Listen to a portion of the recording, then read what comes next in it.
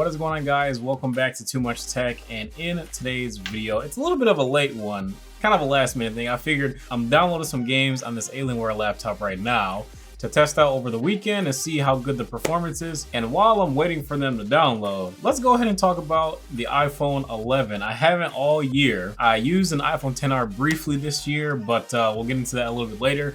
Of course, I know that we're gonna be a little disappointed.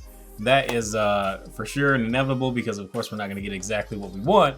But if I could make the next iPhone, this is what I would hope to be in it. So the first thing that I really hope that is in the iPhone 11, I really hope that one of the iPhone 11 versions has a 90 Hertz ProMotion display, or even a 120 Hertz.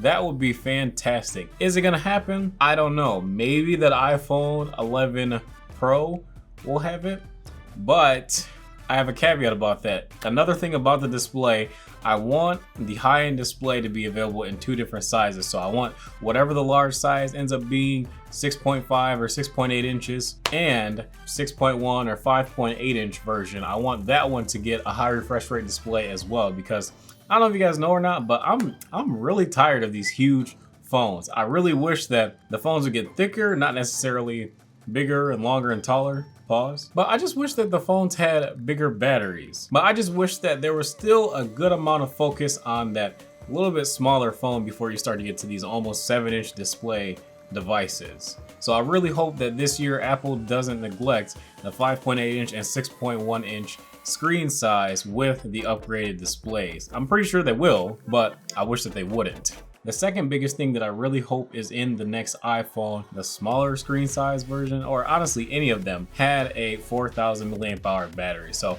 I've been using the OnePlus 7 Pro.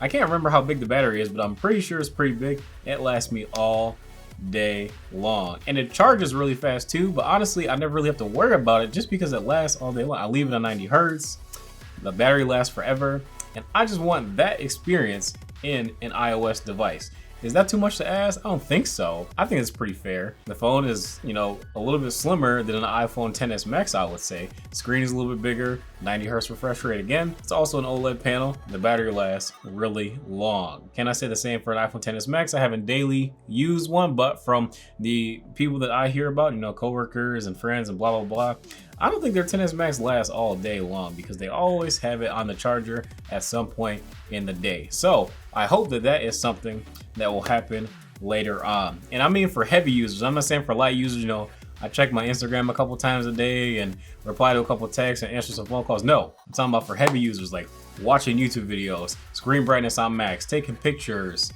on the phone most of the day. I want all day battery life for a power user from an iPhone. And the XR, honestly speaking, was really close. That iPhone hands down had the best battery. Turn power save mode on XR, performance is still good, battery lasts a really long time.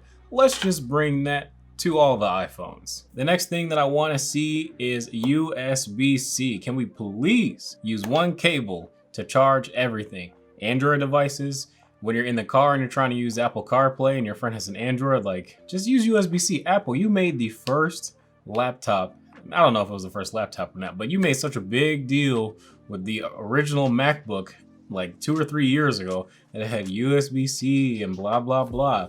And like years later, we still don't have it on the iPhone. We have it on the iPad, but not the iPhone. Make your own Apple branded USB-C cables for the iPhone.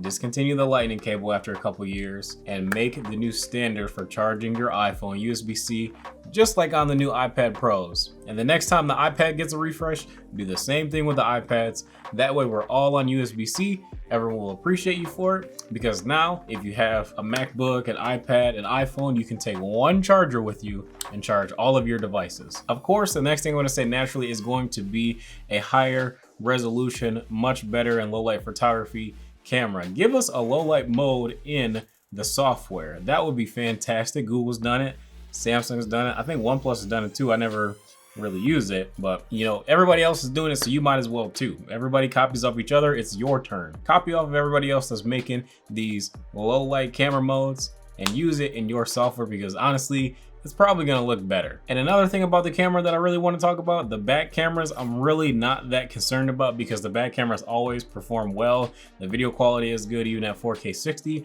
but I'm more concerned about the front camera. The front camera has not really gotten any love in the past while. The front camera, I don't think can do 1080p 60. It can't do 4K, that's for sure, because it's only 7 megapixel and it's 1 megapixel shy. So can we please allow the front camera to shoot 1080p 60 so we can shoot some high refresh rate video from the front camera, and allow the front camera to also shoot 4K 30.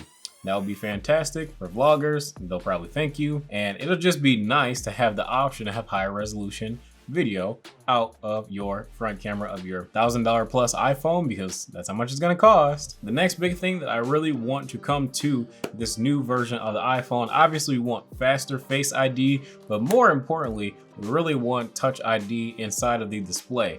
Another feature that I've been using on the OnePlus 7 Pro for the past couple of months now, and I really like that feature and it works super fast. Like, please, Apple, do not do the implementation that Samsung did, because it's like, it's finicky and it's kind of slow and it's really annoying. But the one that OnePlus did is much better, it's faster. I don't know how much more secure it is over the Samsung approach, but the consistency of it, it works a lot more consistently. And we can talk about 5G, but honestly, is anybody complaining that 4G is slow? I don't think so. I haven't heard, I don't see it in a lot of comments where people complain about 4G being slow, so I don't really think that that's big on the priority list. It's not big on mine, that's for sure. But what's more important to me is just maybe we should have some more color options for the iPhone. Like, when I say color options for these iPhones, I really just want, maybe it's kind of selfish of me, but I just want 3 of them. So I want a matte black, a pure white, and I want like some kind of like light blue, like a really understated lightish metallic blue. That's what I would personally want.